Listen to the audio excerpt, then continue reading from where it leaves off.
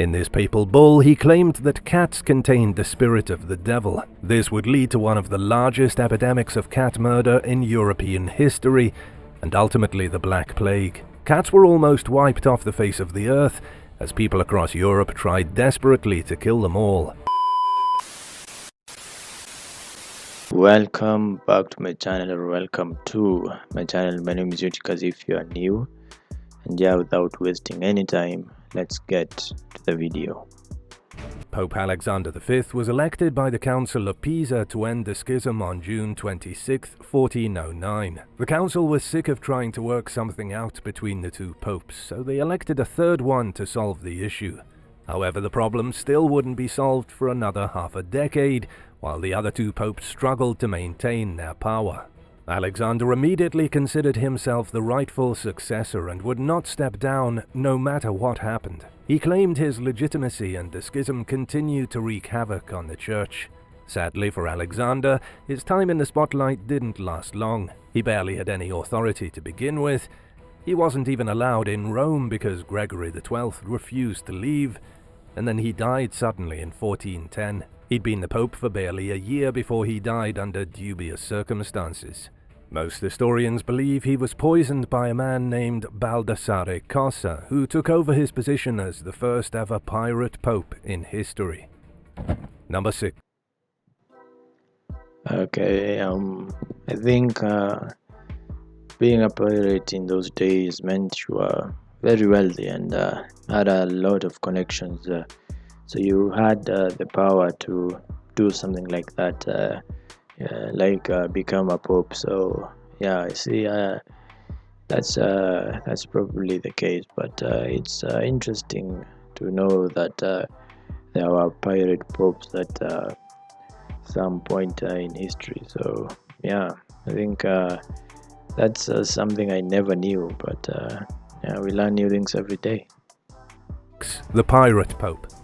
Baldassare Cossa became the official leader of the Catholic Church in 1410, after the unexpected death of Pope Alexander V.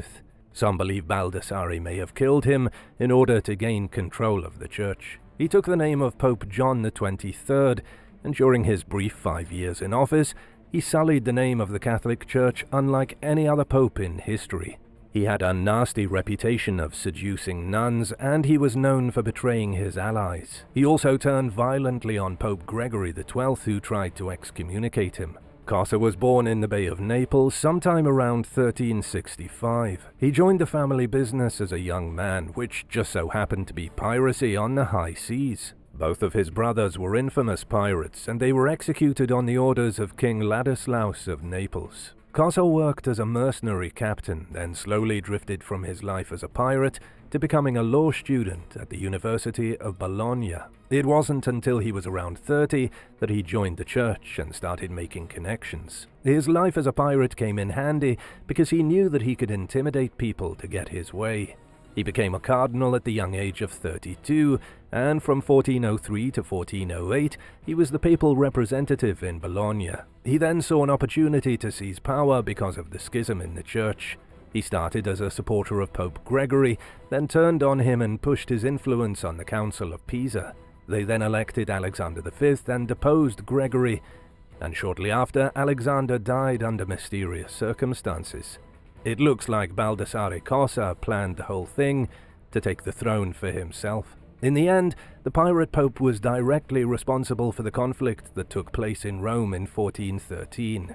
He became enemies with King Ladislaus, the same man who killed his brothers, which resulted in Ladislaus turning his army on the city of Rome and pillaging it. The pirate pope was arrested shortly after, held prisoner until 1418, and then died a few months after being released by Pope Martin V. If you were called to serve as the Pope, what would your first decree be? Let us know in the comments, and while you're at it, hit that subscribe button. Number 5. The First Great Schism. Before the Great Western Schism, there was the original Great Schism of 1054.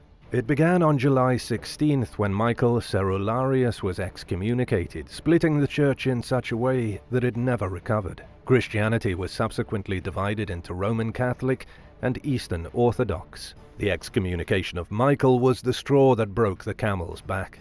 Tension had already been high between the Roman Church in Rome and the Byzantine Church based in Constantinople. This schism started because of religious disagreements between the two sides of the church. They argued over the exact wording of certain religious documents and the belief that clerics should have to be celibate. To be entirely honest, the whole celibacy thing was likely the biggest fighting point for the Eastern Orthodox in Constantinople. In the end, the result was the same thing that happened with the Roman Empire. The church was too big and there were too many leaders recognized in their individual regions. It was the church in Rome that finally excommunicated everything to the east. It's been 1,000 years, and the two branches of Christianity have never reconciled their differences. There are about 1 billion Roman Catholics and roughly 260 million Eastern Orthodox today. Number 4. Pope Benedict XIII. Yeah, I never knew about that. I'm not exactly Catholic, so I would never have known. But it's interesting to see like what happened, and a 1,000 years later to see that nothing has really changed is very telling. But I think it all has to do with power. No one wants to lose, just fight. People just want to fight and keep whatever power they have. So I doubt they'll ever reconcile, but that's something I never knew. Pietro Francesco Orsini changed his name at the age of 18, abandoned his inheritance, and entered the Dominican order. He then joined the priesthood in February of 1671. However, even though Pietro abandoned his inheritance, he couldn't get rid of his family name. His political and financial ties eventually propelled him to the seat of the papacy, and he became Pope Benedict XIII on May 29, 1724. Pope Benedict was not the worst pope that ever lived, at least not intentionally. He was such a good pope that his goodness led to inadvertent badness. Pope Benedict was more concerned with doing good than being a politician or a statesman.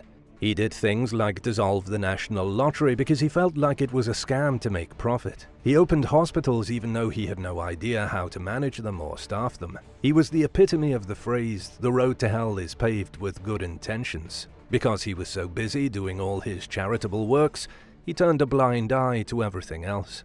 The politics were handled by Cardinal Coscia, who was a very bad man himself. He used the papal treasury like his own piggy bank and did massive damage to church funds. He did all of this while using the Pope as his own personal puppet. Number 3. Yeah, I think that Pope so far is the only good one we've seen. But he's not the best because he was really irresponsible and like mentioned, he had good intentions, but sometimes good intentions are not enough. You can be good all you want, but if you don't have the power and the will to exercise that that goodness, then you're better off not even doing anything with all that goodness you say you have, because there's no point of being good and being weak. So yeah, that leads to a lot of bad things happening. Pope Joan. Pope Joan is considered to be the most mysterious leader of the Catholic Church by far. Oddly enough, there's no official record that Pope Joan even existed. The Vatican has official records of every single Catholic pope in history, except for this one. According to the tale, Pope Joan was a young woman who disguised herself as a man and entered into the business of politics and religion. She became a distinguished scholar, she rose through the ranks of the church, and finally was elected to become Pope John VIII in 855 AD. She would rule for a few years with her true gender hidden under her robes, but then in 858 AD she accidentally went into labor during a procession. Legend has it the people of Rome were shocked and in hysterics as they witnessed the Pope, whom they all assumed was a man, give birth in front of them. However, this was the 9th century, and shock quickly turned to anger. After she gave birth to her baby, the female pope was allegedly dragged behind a horse while people threw rocks at her until she died. The Vatican then covered the whole thing up and got rid of any mention of her in their official records. Number 2. Damn, That was really sad. Pope Leo X. Pope Leo X was one of the worst popes in history. On March 9, 1513, he ascended to the chair of St. Peter and pretty much bankrupted the church within a short period of 2 years. The biggest issue with Pope Leo was that he started out with far too much power. He was born Giovanni de' Medici in Florence, 1475. That made him a member of one of the most powerful Roman families in Italian history. He essentially got on an elevator that would take him straight to the papacy without him needing to do much work. He was already the abbot of a monastery at the age of 8 years old and became a cardinal by 13. Pope Julius II died on February 21st, and Giovanni became Pope Leo X 18 days later. He was so used to being one of the wealthiest men in the world that he couldn't stop spending money. Within 2 years, he depleted a massive amount of money and just about broke the church. It's been estimated that in today's currency, Pope Leo spent about $675 million during his 8 years in office. Surprisingly, his spending habits turned out to have some good consequences in the end. Rome flourished in a way that it hadn't in centuries, becoming a hub of culture and sophistication once more. But with all the money gone, Leo had to figure out a way to make more. He resorted to pawning palace furniture and treasure, and he sold statues of the apostles to make money. He also supported widespread corruption through the church by selling cardinal positions and seats in the church, as well as creating new offices. This explosion of corruption was what ultimately led to the Reformation. Number 1. Pope Gregory IX. Pope Gregory IX is remembered these days for being the leader of the Catholic Church who issued a papal bull, which was kind of like an official decree. In this papal bull, he claimed that cats contained the spirit of the devil. This would lead to one of the largest epidemics of cat murder in European history, and ultimately the Black Plague. Cats were almost wiped off the face of the earth, as people across Europe tried desperately to kill them all. Pope Gregory ultimately rose to power in 1227. He was the 178th pope and arguably had the worst effect on humanity. He was known for his anger, his sharp temper, and his inhospitable personality. He did a lot of terrible things throughout his rule, such as burning heretics alive. But the worst thing he did was openly declare that cats contained within them the spirit of Satan. This declaration led to people hunting cats, burning them, putting them in sacks and throwing them in rivers. He incited mob violence against cats, who never did anything to deserve it. Just decades later, the lack of cats would lead to a massive boom in the rat population. Those hordes of rats would then spread the bubonic plague across Europe and would kill almost half the human race. Pope Gregory IX is the only pope who indirectly almost caused the extinction of humanity. Which of these popes do you think was the absolute worst? Let us know in the comments, and thanks for watching. Remember to hit subscribe if you enjoyed today's video, and we'll see you next time. This pope probably did more damage than all the other popes combined, because of his decree to kill all cats because they were possessed by Satan. And that probably was the reason for the stigma against cats, especially black cats. Even here in Africa, a lot of people around here still think black cats are not all, but a few people still think that black cats are evil, and that probably came from that too. And I never knew that the bubonic plague was a direct result of killing of cats, and it's crazy how things can turn for the worse by just getting rid of a certain species in the food chain, like cats, which were very important in killing the mice, which would carry diseases from all sorts of places. But yeah, it's good to know. I never knew this was the cause of the plague. But yeah, interesting video. They mentioned like 3 pirate popes there. I thought that they'd mention a lot more, but it was still interesting to know.